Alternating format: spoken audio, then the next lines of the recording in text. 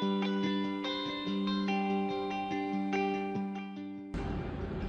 పేరు దినేష్ కార్తిక్, మా మమ్మీ పేరు సంతోష.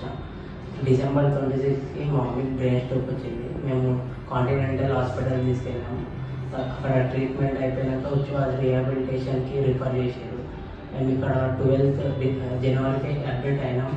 3-4 days ఆక్సిజన్ లెవెల్స్ అవన్నీ నార్మల్గానే కావాలి. తర్వాత ట్రీట్మెంట్ స్లోగా ప్రాసెస్ బాగా చేశారు.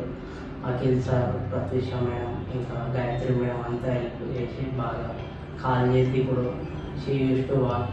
ఇంకా అంత ఎన్విరాన్మెంట్ ఇక్కడ అంతా స్టాఫ్ నర్స్ అంతా బాగా